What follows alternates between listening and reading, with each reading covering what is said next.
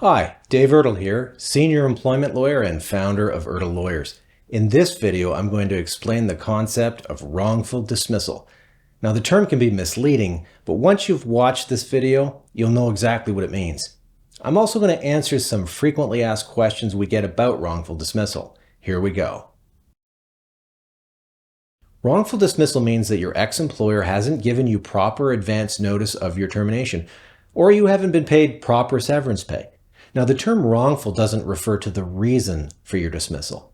Again, the wrongful part is the failure by your employer to give you proper notice or compensation in lieu of notice. Let's say that an employee worked for 12 years for an employer, and let's say that employee was fired and offered only 8 weeks of pay.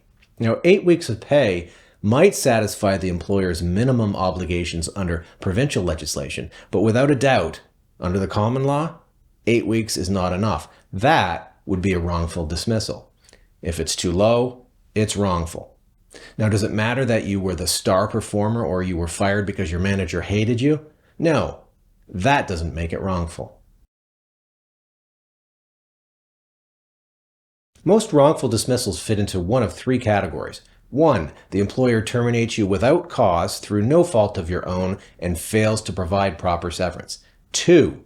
The employer terminates you for just cause for some type of misconduct and pays you no severance at all.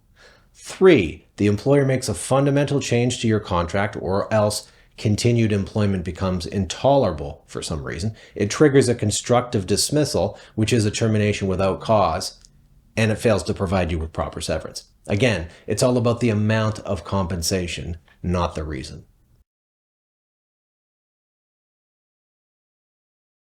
It's an implied term of your employment that if you're terminated, you'll get reasonable notice of your termination or else compensation in lieu. And by implied, I mean it's legally assumed that you'll get reasonable notice or pay in lieu.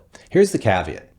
This assumption that you are entitled to reasonable notice can be ousted or thrown out if your employment agreement clearly and specifically says so.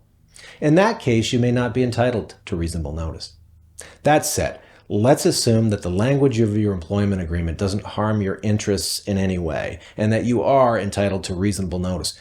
What's reasonable? Well, that depends on a variety of factors, and the top 4 factors are your age, your length of service, the type of job you have, and the availability of comparable jobs in the marketplace. It's not a scientific formula, it's more of an art. Now, as lawyers, we compare your matter against past cases, called precedents, to see what someone like you ought to be entitled to. And if what the employer is offering is too low, it's wrongful. Now, for a rough estimate of your severance pay, go to our severance pay calculator on our website. There's a link in the description below. If the employer has wrongfully dismissed you, they haven't provided you proper notice or severance. So you would be looking for compensation, called damages, and that's for lost wages, benefits, and everything else that made up your compensation. Let's say that you ought to have received, say, 6 months of severance, then you'd be looking for compensation for 6 months of salary, 6 months of benefits, 6 months of RSP, and so on. In other words, all forms of compensation you would have earned had you worked for another 6 months.